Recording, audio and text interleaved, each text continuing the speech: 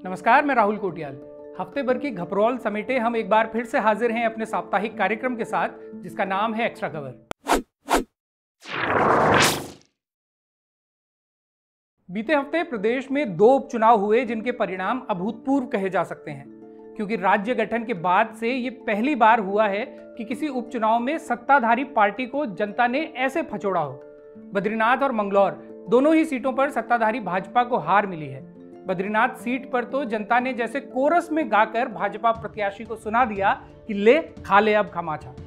साल 2022 में कांग्रेस के टिकट पर चुनाव जीते राजेंद्र भंडारी ने बीते लोकसभा चुनावों के दौरान अचानक ही अपनी विधायकी और कांग्रेस पार्टी को छोड़ भाजपा की वॉशिंग मशीन में फाल मार दी थी। उन्हें पूरी उम्मीद थी कि सफेदी की चमकार लिए इस बार वो भाजपा के टिकट पर भी जीत जाएंगे, लेकिन वो शायद ये भूल गए कि नेता अगर राजनीति की ऐसी कलचुआणी बना सकते हैं तो जनता को भी नेताओं की ठिचवाणी बनाना खूब आता है। प्रदेश सरकार और भाजपा ने बद्रीनाथ उपचुनाव में तमाम संसाधन झोंक दिए। मुख्यमंत्री से लेकर तमाम मंत्री, प्रदेश अध्यक्ष, लोकसभा सांसद, राज्यसभा सांसद और कई पन्ना गन्ना प्रमुख बद्रीनाथ में दिन रात एक किए रहे, लेकिन इसके बावजूद भी राजेंद्र भंडारी कांग्रेस के लखपत बुटोला से 5224 वोट से चुनाव हार गए। उधर मंगलौर सीट पर भी भाजपा को हरियाणा से प्रत्याशी आयात करने के बाद भी हार ही मिली। यहां कांग्रेस के काजी निजामुद्दीन ने मात्र 422 वोटों के अंतर से ये चुनाव जीत लिया। एक तरह से देखें तो भाजपा की रणनीति यहां लगभग सफल रही। भाजपा जानती थी कि इस सीट पर कांग्रेस और बसपा के बीच खूब वोट कटेंगे, जिसका फायदा उसे मिल सकता है। हुआ भी यही। यहां बसपा के उबैदुर रहमान को 19,559 वोट पड़े, जिसके चलते कांग्रेस और भाजपा के बीच की टक्कर बेहद करीबी बन गई, जिसमें सिर्फ 422 वोट के अंतर से कांग्रेस की जीत हुई। वैसे खुद को बुथियाने के लिए भाजपा ये कह सकती है कि इन दोनों जगह हारने के बाद भी उसकी संख्या बल में कोई फर्क नहीं पड़ेगा, क्योंकि ये दोनों ही सीट पहले भी उसकी नहीं थी। वहीं कांग्रेस इस बात पर खुश हो सकती है कि उसके बद्रीनाथ विधायक के पलायन कर जाने के बाद भी ये सीट उसे वापस मिल गई और मंगलौर सीट भी वो बसपा से छीन लेने में सफल रही। वैसे एक अंदर की बात यह भी है कि भाजपा के कई समर्थक और कार्यकर्ता राजेंद्र भंडारी की इस हार से खुश हैं, बल्कि राजेंद्र भंडारी को टिकट दिए जाने पर भी कार्यकर्ता कोई खासा उत्साह में नहीं थे। लेकिन जब पूरा आला कमान ही उन पर बलिहारी जा रहा था तो बेचारा अदना सा कार्यकर्ता क्या ही कर सकता था, सिवाय चुपके चुपके अब इस हार पर जश्न मनाने के। इस उपचुनाव की जितनी चर्चा उत्तराखंड में हुई, उससे कहीं ज्यादा चर्चा देश भर में भी हो रही है। बद्रीनाथ में भाजपा की हार ने छुयालों को खूब मसाला दे दिया और वो लोग इसकी तुलना अब अयोध्या से कर रहे हैं। इस तुलना का एक कारण यह भी है कि भाजपा के कई परम किस्म के भक्तजन बद्रीनाथ की जनता को ही कोसने लगे हैं, ठीक वैसे ही जैसे लोकसभा चुनाव के परिणाम आते ही उन्होंने अयोध्या की जनता को कोसना शुरू कर दिया था। दूसरी तरफ भाजपा विरोधी वो लोग हैं जो सोशल मीडिया पर इन परिणामों के खूब मजे ले रहे हैं और मीम बनाने में अपनी सारी रचनात्मकता झोंक दे रहे हैं। नारे गढ़े जा रहे हैं कि अयोध्या तो झांकी है, बद्री केदार बाकी है। बद्रीनाथ के बाद अभी केदारनाथ में भी उपचुनाव होना है, क्योंकि वहां की विधायक और भाजपा नेता शैला रानी रावत का लंबी बीमारी के चलते बीते हफ्ते निधन हो गया। उनके निधन के अगले ही दिन केदारनाथ से जुड़ी एक अन्य खबर भी देश भर में फैली, जब हमारे मुख्यमंत्री केदारनाथ मंदिर का भूमि पूजन करने राष्ट्रीय राजधानी दिल्ली पहुंचे। उनके सोशल मीडिया के आधिकारिक पेज से बाकायदा इस समारोह का लाइव वीडियो प्रसारण किया गया। अगले दिन तमाम अखबारों में खबर छपी कि अब दिल्ली में होंगे बाबा केदार के दर्शन।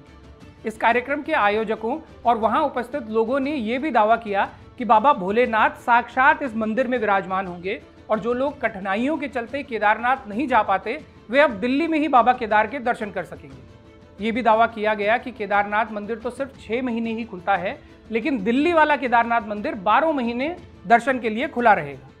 दिल्ली में केदारनाथ मंदिर की नींव रखने का कीर्तिमान रचने के बाद जब अपने धामी जी वापस आए तो उन्हें ये एहसास होते देर नहीं लगी कि वो जिसे मास्टर स्ट्रोक समझ रहे हैं, असल में वो दांव उल्टा पड़ गया है। केदार घाटी के पंडे पुजारियों सहित उत्तराखंड के आम लोगों में भी इस घटना को लेकर भारी आक्रोश है और बड़ी संख्या में लोग इसे मंदिर का बाजारीकरण मान रहे हैं। वैसे ये कोई पहली बार नहीं है जब किसी प्रसिद्ध मंदिर को किसी अन्य जगह पर बनाया जा रहा हो।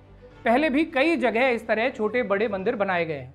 भगवान शिव के मंदिर देश भर में हैं और कोई नया मंदिर अगर दिल्ली में बनता भी है तो उससे किसी को आपत्ति नहीं होती। लेकिन इस मामले में जिस तरह के दावों के साथ इस मंदिर की नींव रखी गई, उसने श्रद्धालुओं में आक्रोश पैदा किया। उदाहरण के लिए आप इस आमंत्रण पत्र को ही देखिए, जिसमें लिखा है, आमंत्रण श्री केदारनाथ धाम भूमि पूजन समारोह। इसे देखकर यह भ्रम होता है जैसे केदारनाथ मंदिर समिति ने ही यह आमंत्रण भेजा हो। ऊपर से जिस निजी ट्रस्ट द्वारा यह मंदिर बनवाया जा रहा है उस ट्रस्ट का नाम रखा गया है श्री केदारनाथ धाम ट्रस्ट। इस आमंत्रण पत्र पर एक QR कोड भी बना है जिसे स्कैन करने से खाते का नाम भी श्री केदारनाथ धाम दिल्ली ट्रस्ट लिखा आता है। ये नाम इस भ्रम को और मजबूत करता है कि मंदिर निर्माण जैसे आधिकारिक मंदिर समिति के तत्वाधान में ही किया जा रहा हो। ऊपर से हमारे मुख्यमंत्री भूमि पूजन में पहुंचते हैं और कहा जाता है कि वो केदारनाथ धाम से शिला लेकर दिल्ली पहुंचे हैं ताकि दिल्ली में ही केदारनाथ मंदिर की स्थापना हो सके। हमारे नेताओं की दूरदर्शिता पर ऐसा बिजोग सदनी से ही पड़ा हुआ था या ये अभी अभी पड़ना शुरू हुआ है, कुछ जान तक। बाबा केदार के कपाट जब बंद होते हैं तो उनकी डोली ऊखीमठ लाई जाती है जहां 6 महीनों तक उनके दर्शन होते हैं। बजाय इसके कि सरकारें ऊखीमठ में बाबा केदार के दर्शन के लिए लोगों को प्रोत्साहित करे, वो केदारनाथ को ही दिल्ली ले जाने का भौडा स्टंट कर रही है। हे सनातन के पुरोधाओं, भोले बाबा को अगर इंद्रप्रस्थ में ही विराजमान होना होता तो वो पांडवों को ठेठ हिमालय क्यों ही बुलाते। 1000 साल से पुरानी परंपरा है कि लोग तीर्थाटन के लिए केदार धाम पहुंचते हैं।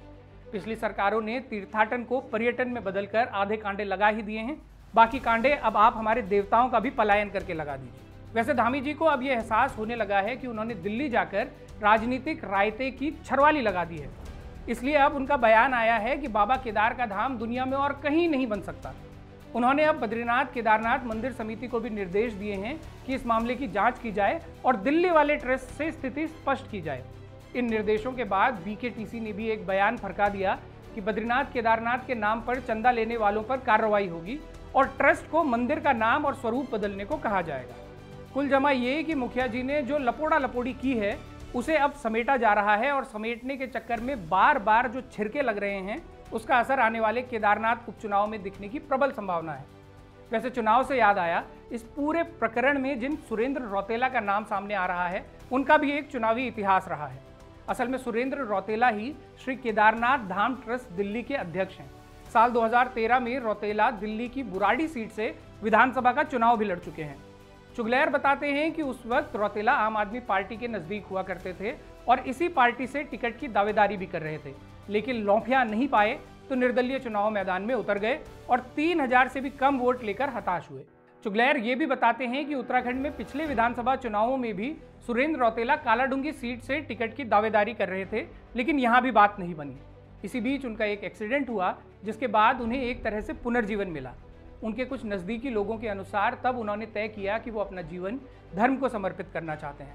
तभी उन्होंने बुराड़ी इलाके में अपनी 500 गज जमीन पर एक मंदिर बनाने की सोची। बताया जाता है कि पहले वो गोलजियो देवता का मंदिर बनवाना चाहते थे, लेकिन कुछ कथित शुभ चिंतकों ने उन्हें सलाह दी कि वो गोलजियो की जगह साईं बाबा का मंदिर बनाएं। लेकिन अंत आते आते तय हुआ कि मंदिर भोले बाबा का और केदारनाथ स्वरूप का बनेगा। इस तरह से एक ट्रस्ट का निर्माण हुआ और कुल 3 एकड़ जमीन इस ट्रस्ट ने मंदिर के लिए खरीदी, जिस पर हाल ही में भूमि पूजन हुआ और विवाद शुरू हो गया। अब सुरेंद्र रौतेला की मंशा भले ही साफ रही हो, इस पर जिस तरह की राजनीतिक रोटियां सेकने के प्रयास हुए, उनके चलते उनका मंदिर बनाने का सपना भी अब विवादों में उलझ गया है।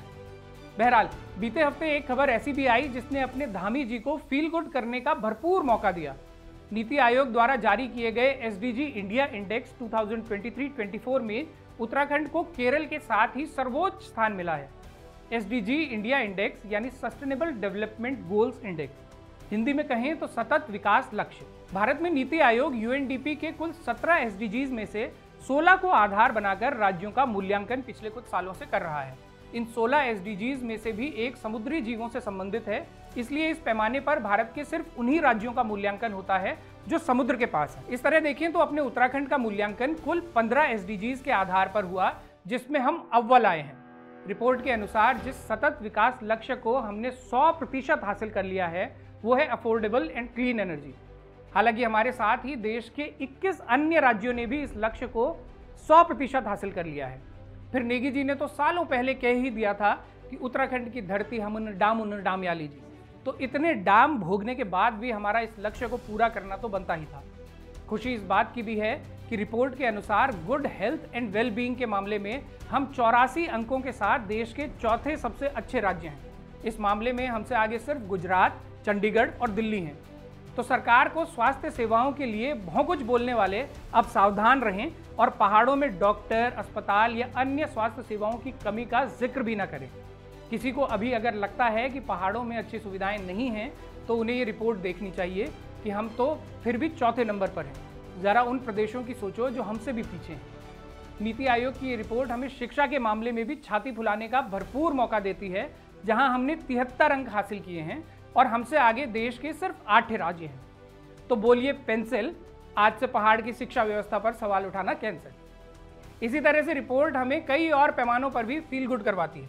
आखिर हम पूरे देश में अव्वल जो आए हैं, तो अब घोस्ट विलेजेस की, पलायन की, शिक्षा की, स्वास्थ्य की, बेरोजगारी की, मूल निवास की, पहाड़ की राजधानी पहाड़ में होने की, भू कानून की, रीता कूड़ों की, तीसा भांडों की, बगता मनकियों की और रड़दा डांडों की, किसी भी समस्या को उठाने से पहले याद रखिएगा कि हम देश के सबसे बेहतर राज्य हैं। और ऐसी समस्याओं पर कभी ध्यान जाए भी तो खुद को बुथिया लीजिएगा कि all is well, all is well. इससे भी फील गुड ना हो तो अदम गोंडवी साहब की कविता पढ़ लीजिएगा, तुम्हारी फाइलों में गाँव का मौसम गुलाबी है, मगर ये आंकड़े झूठे हैं, ये दावा किताबी है। बीते हफ्ते उत्तराखंड के लिए दिल दुखाने वाली खबर जम्मू कश्मीर से भी आई, जहां हुए आतंकी हमले में पहाड़ के 5 बेटे शहीद हो गए। सूबेदार आनंद सिंह, हवलदार कमल सिंह, राइफलमैन अनुज नेगी, आदर्श नेगी और नायक विनोद सिंह ने देश की रक्षा करते हुए सर्वोच्च बलिदान दिया। उनकी शहादत को हम सबका नमन। तो ये था इस हफ्ते का एक्स्ट्रा कवर। आपको ये कार्यक्रम पसंद आया हो तो इसे शेयर जरूर कीजिएगा और इसके साथ ही बारामासा को मजबूत करने के लिए चैनल की पेड मेंबरशिप या सुपर थैंक्स का बटन दबाकर हमें सहयोग कीजिएगा। अपने सुझाव, प्रतिक्रिया या एक्स्ट्रा कवर से निकलती कोई खबर अगर आप हम तक पहुंचाना चाहते हैं तो इस मेल आईडी पर लिख भेजिए। अगले हफ्ते फिर से होगी मुलाकात। तब तक के लिए सिमनिया, पहलाद, नमस्कार।